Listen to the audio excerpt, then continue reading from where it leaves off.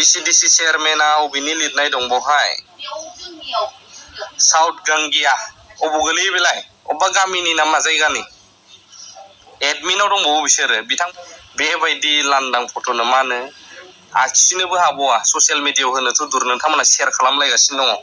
बे मोननै ग्रुपआव VCDC Chairmanख अबेनि लिरनाय दं बहाय साउथ गांगिया अबाव गोलैयो बेलाय अबेबा गामिनि नामा जायगानि एडमिनाव दंबावो बिसोरो बिथांमोना बेफोरबायदि खालामनानै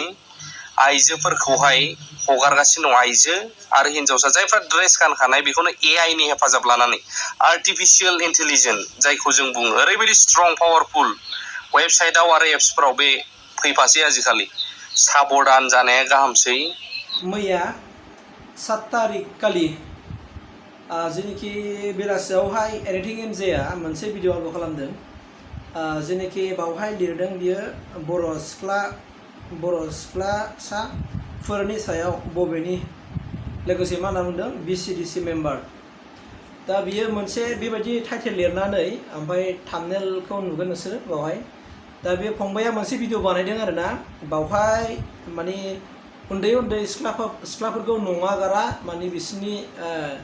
ड्रेसखौहाय नेकेड माने AI नि गेजेरजोंहाय AI नि गेजेरजों खुनानै माने नेकेड पिक्चार भाइरेल खालामदों बे मोनसे WhatsApp ग्रुप दं होननानै बुंदों ओमफ्राय बावहाय सासे VCDC चेयारमेनखौ बिथाङा मख'दों बे जाहैबाय मा साउथ गंगिया VCDC चेयारमेनखौहाय नों मख'दों एडिटिं एमजे फंबाय ओमफ्राय दा बेवहाय नोङो जेनेखि जाय चेयारमेन साउथ गंगिया VCDC चेयारमेननि जुदि चेयारमेननि नाम्बार दङब्ला नोङो बे नाम्बारखौ माबा डिक्लेयार खालामना होनो हागोन आरोना जुदि गमामा नों होनदों जे साउथ गंगिया VCDC नि चेयारमेनाबो मा होनबावदों नोङो बेबो ग्रुप एडमिन लायबावसो होननानै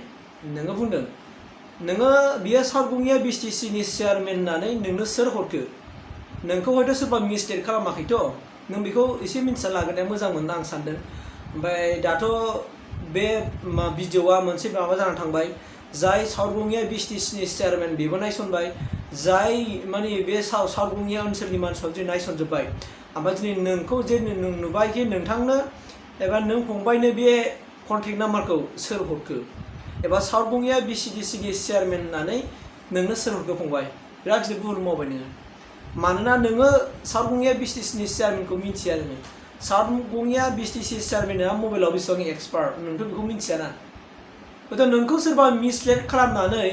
हयथ' सोरबा साउथ गंगिया VCDC नि सोरबा एगेन्स्ट थानो हागौ खोमा बेयो नोंनो हरदों दाना दाया सोर जागोन दाना दायाथ' नोंसो जागोन ना दायाथ' नोंसो जाबाय खारन नों जेरै बुंबाय नालाय सोरनिबा खोथा लानानै नाथाय बे साउथ गंगिया VCDC नि चेयारमेना बेफोरबायदि मोनसे गाज्रि WhatsApp ग्रुपआव बोरै थानो आरो गमामायैनो नोंथाङा जुदि प्रुफ होनो हायोबा अके नोंथाङा होदो आरोना प्रुफखौ उनाव होदो मानोना दिनै साउथ गंगिया VCDC नि चेयारमेना बे बाथ्राखौ आंनिसिम फोरमायहरदों आरोना मानोना बिथाङा आननोन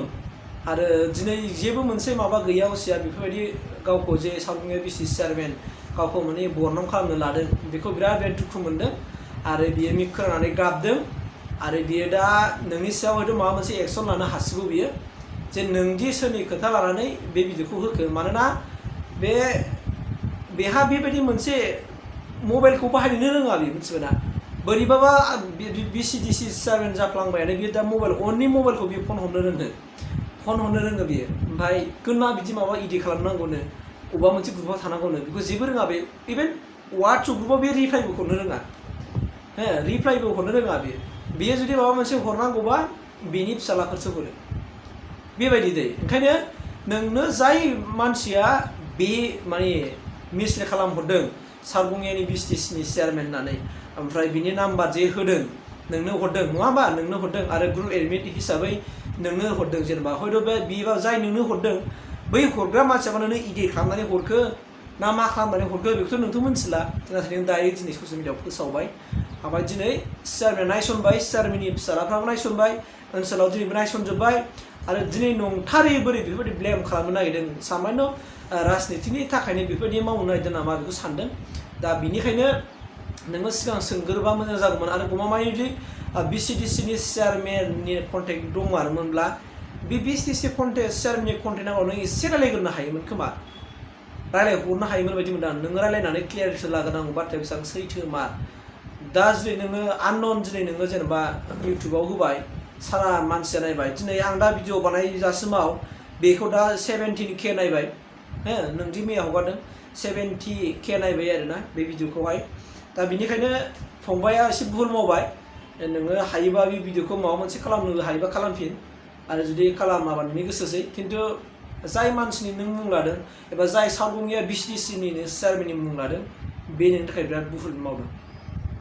आरो गमामायनि बेफोरबायदि जाबाय थायोबा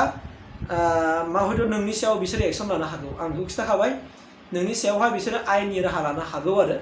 मानोना नोङो जुदि भिडिअखौ दानाबा आरो मानोना दिनै नंखायखौ नोंबो हमना लादो नंखाय दायाव जुदि नोंबो जुदि नोंनि मुं लाजायोबाथ' दुखु मोनगोन आंबो आंनि मुं लाजायोबा आंबो दुखु मोनगोन आरो नंखायथारखौ जुदि आंखौ जुदि गाज्रि मुं सावोबा आंबोथ' एफआइआर होनो बायरा जाना फैगोन नोंखौ जुदि गाज्रि बिमुंजों जुदि मुं सावोबा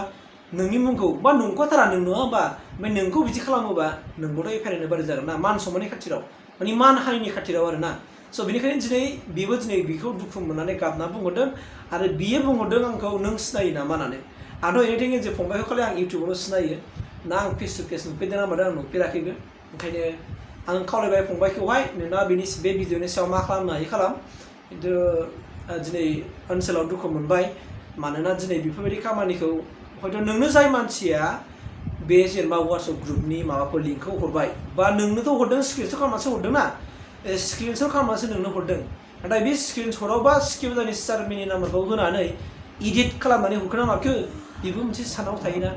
दा बेनिखायनो नोंनि सायाव बेसे गिदिर मोनसे माबा लाबाय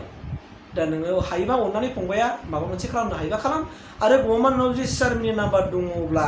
रायलायहरोबा मोजां आरोना नों जाय वाट्सएप ग्रुप होननानै मोन्दों ग्रुप एडमिट होननानै मोन्दों बे एडमिट VCDC चेयारमेना बुंदों गमामा बेयो सावगुंगियानि VCDC चेयारमेन नंमारगोना नंमारा नों बेखौ खेबसे अननानै कल खालामनानै नाय आरोना बेनिफ्राय क्लियारिफिकेसन जागोन आं बेखौ खावलायबाय नोंखौ थेंक इउ